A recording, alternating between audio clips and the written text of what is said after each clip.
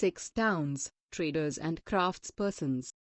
6 towns, traders and craftspersons. What would a traveler visiting a medieval town expect to find? This would depend on what kind of a town it was: a temple town, an administrative center, a commercial town, or a port town, to name just some possibilities. In fact, many towns combine several functions. They were administrative centers, temple towns, as well as centers of commercial activities and craft production. Map 1.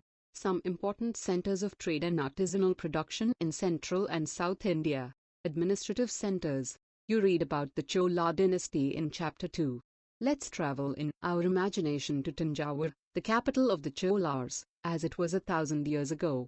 The perennial river Kaveri flows near this beautiful town. One hears the bells of the Rajrajeshwara temple built by King Rajaraja Chola. The townspeople are all praised for its architect Kunjaramallan Rajaraja Peruntajchan, who has proudly carved his name on the temple wall. Inside there's a massive Shivalinga. Besides the temple, there are palaces with mandapas or pavilions. Kings hold court in these mandapas, issuing orders to their subordinates. There are also barracks for the army. Why do you think people regarded Tanjore as a great town? The town is bustling with markets selling grain, spices, cloth and jewelry. Water supply for the town comes from wells and tanks. The Salaya weavers of Tanjore and the nearby town of Uraiyur are busy producing cloth for flags to be used in the temple festival, fine cottons for the king and nobility, and coarse cotton for the masses. Some distance away at Swami Malai, the Stapatis or sculptors are making exquisite bronze idols and tall, ornamental bell metal lamps. Temple towns and pilgrimage centers. Tanjore is also an example of a temple town. Temple towns represent a very important pattern of urbanization, the process by which cities develop. Temples were often central to the economy and society. Rulers built temples to demonstrate their devotion to various deities. They also endowed temples with grants of land and money to carry out elaborate rituals, feed pilgrims and priests, and celebrate festivals. Pilgrims who flocked to the temples also made donations. Bronze, bell metal, and the lost wax technique. Bronze is an alloy containing copper and tin. Bell metal contains a greater proportion of tin than other kinds of bronze. This produces a bell-like sound. Cholar bronze statues, see Chapter 2, were made using the lost wax technique. Figure 1. A bronze statue of Krishna subduing the serpent demon Kaliya.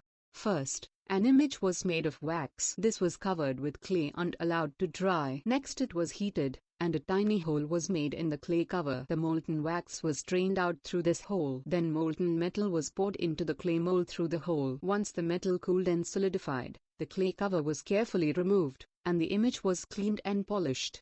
What do you think were the advantages of using this technique? Temple authorities used their wealth to finance trade and banking. Gradually large numbers of priests, workers, artisans, traders, etc. settled near the temple to cater to its needs and those of the pilgrims. Thus grew temple towns. Towns emerged around temples such as those of Bhilaswameen, Bhilsa or Vidisha in Madhya Pradesh, and Somnath in Gujarat. Other important temple towns included Kanchipuram and Madurai in Tamil Nadu, and Tirupati in Andhra Pradesh. Pilgrimage centers also slowly developed into townships. Vrindavan, Uttar Pradesh, and Tiruvannamalai, Tamil Nadu, are examples of two such towns. Ajmer, Rajasthan, was the capital of the Chauhan kings in the 12th century and later became the Suba headquarters under the Mughals. It provides an excellent example of religious coexistence. Khwaja Muinuddin Chishti, the celebrated Sufi saint, see also Chapter 8, who settled there in the 12th century, attracted devotees from all creeds. Near Ajmer is a lake, Pushkar, which has attracted pilgrims from ancient times. Make a list of towns in your district and try to classify these as administrative centers or as temple/pilgrim centers. A network of small towns. From the 8th century onwards, the subcontinent was dotted with several small towns. These probably emerged from large villages. They usually had a mandapa or mandi of later times, to which nearby villagers brought their produce to sell. They also had market streets called hatta, heart of later times, lined with shops. Besides, there were streets for different kinds of artisans such as potters, oil pressers, sugar makers, toddy makers, smiths, stonemasons, etc. While some traders lived in the town, others traveled from town to town. Many came from far and near to these towns to buy local articles and sell products of distant places like horses, salt, camphor, saffron, betel nut and spices like pepper. Figure 2. A city market. Figure 3. A woodcarver, usually a samantar or, in later times, a zamindar built a fortified palace in or near these towns. They levied taxes on traders, artisans and articles of trade and sometimes donated the right to collect these taxes to local temples, which had been built by themselves or by rich merchants. These rights were recorded in inscriptions that have survived to this day. Taxes on markets. The following is a summary from a 10th century inscription from Rajasthan, which lists the dues that were to be collected by temple authorities. There were taxes in kind on sugar and jaggery, dyes, thread, and cotton, on coconuts, salt, areca nuts, butter, sesame oil, on cloth. Besides, there were taxes on traders, on those who sold metal goods, on distillers, on oil, on cattle fodder, and on loads of grain. Some of these taxes were collected in kind, while others were collected in cash. Find out more about present-day taxes on markets. Who collects these? How are they collected and what are they used for? Traders big on small. There were many kinds of traders. These included the Banjaras. See also Chapter 7. Several traders, especially horse traders, formed associations with headmen who negotiated on their behalf with warriors who bought horses. Since traders had to pass through many kingdoms and forests, they usually traveled in caravans and formed guilds to protect their interests. There were several such guilds in South India from the 8th century onwards, the most famous being the Manigramam and Nanadesi. These guilds traded extensively both within the peninsula and with Southeast Asia and China. As you can see, during this period there was a great circulation of people and goods. What impact do you think this would have had on the lives of people in towns and villages? Make a list of artisans living in towns. There were also communities like the Chalukyas and the Marwari Oswal who went on to become the principal trading groups of the country. Gujarati traders, including the communities of Hindu Banyas and Muslim Bohras, traded extensively with the ports of the Red Sea, Persian Gulf, East Africa, Southeast Asia, and China. They sold textiles and spices in these ports and, in exchange, brought gold and ivory from Africa, and spices, tin, Chinese blue pottery and silver from Southeast Asia and China. The towns on the west coast were home to Arab, Persian, Chinese, Jewish and Syrian Christian traders. Indian spices and cloth sold in the Red Sea ports were purchased by Italian traders and eventually reached European markets, fetching very high profits. Spices grown in tropical climates, pepper, cinnamon, nutmeg, dried ginger, etc., became an important part of European cooking, and cotton cloth was very attractive. This eventually drew European traders to India. We will shortly read about how this changed the face of trading and towns. Kabul. With its rugged, mountainous landscape, Kabul, in present-day Afghanistan, became politically and commercially important from the 16th century onwards. Kabul and Kandahar were linked to the celebrated Silk Route. Besides, trade in horses was primarily carried on through this route. In the 17th century, Jean-Baptiste Tavernier, a diamond merchant, estimated that the horse trade at Kabul amounted to 30,000 rupees annually, which was a huge sum in those days. Camels carried dried fruits, dates, carpets, silks and even fresh fruits from Kabul to the subcontinent and elsewhere. Slaves were also brought here for sale. Crafts in towns. The craftspersons of Bidar were so famed for their inlay work in copper and silver that it came to be called Bidri. The Panchalas or Vishwakarma community, consisting of goldsmiths, bronzesmiths, blacksmiths, masons and carpenters, were essential to the building of temples. Figure 4. A shawl border. They also played an important role in the construction of palaces, big buildings, tanks and reservoirs. Similarly, weavers such as the Chalukyas or Cholas emerged as prosperous communities, making donations to temples. Figure 5. A 17th century candle stand, brass with black overlay. Some aspects of cloth making like cotton cleaning, spinning and dyeing became specialized and independent crafts. The changing fortunes of towns. Some towns like Ahmedabad, Gujarat, went on to become major commercial cities, but others like Tanjore shrank in size and importance over the centuries. Murshidabad, West Bengal, on the banks of the Bhagirathi, which rose to prominence as a center for silks and became the capital of Bengal in 1704, declined in the course of the century as the weavers faced competition from cheap mill-made cloth from England. Figure 6. A view of the watchtower through a broken wall of the enclosure of Hampi. A closer look. Hampi, Masulipatam, and Surat. The architectural splendor of Hampi. Hampi is located in the Krishna-Tungabhadra basin, which formed the nucleus of the Vijayanagara Empire, founded in 1336. The magnificent ruins at Hampi reveal a well-fortified city. No mortar or cementing agent was used in the construction of these walls, and the technique followed was to wedge them together by interlocking. A fortified city. This is how a Portuguese traveler, Domingo Pace, described Hampi in the 16th century.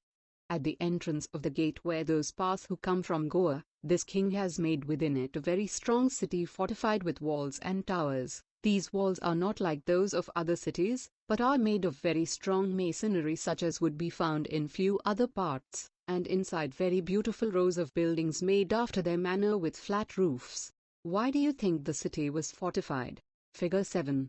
Stone Chariot, Vittala Temple, Hampi.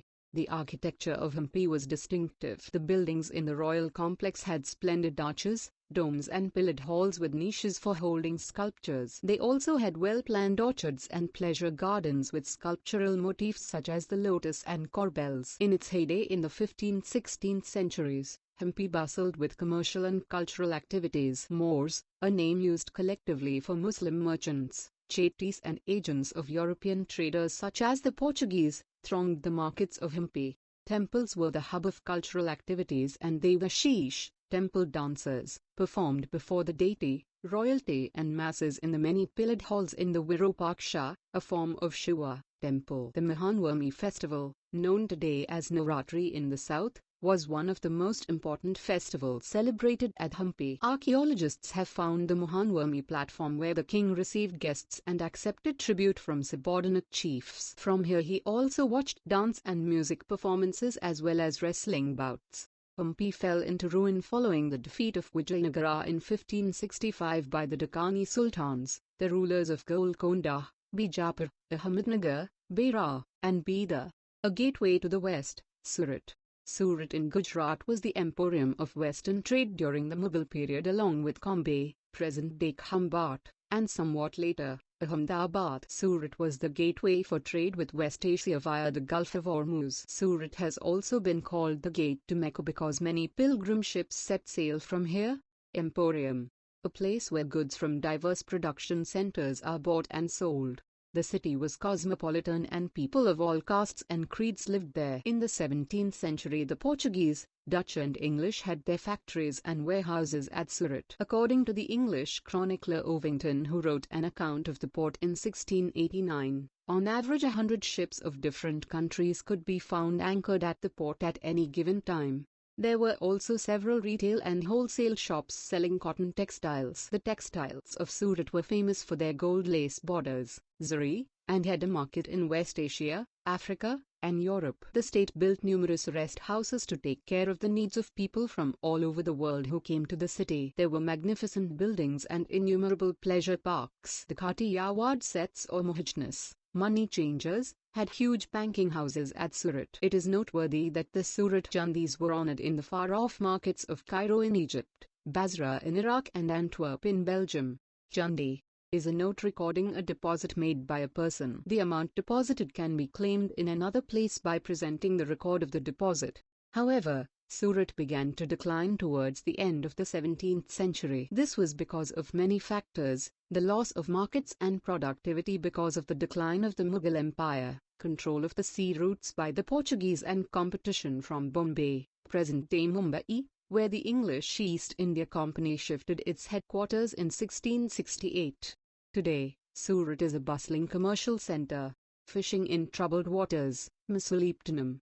The town of Masulipatam or Machilipatnam, literally, fish port town, lay on the delta of the Krishna River. In the 17th century it was a center of intense activity. Both the Dutch and English East India Companies attempted to control Masulipatam as it became the most important port on the Andhra coast. The fort at Masulipatam was built by the Dutch, a poor fisher town.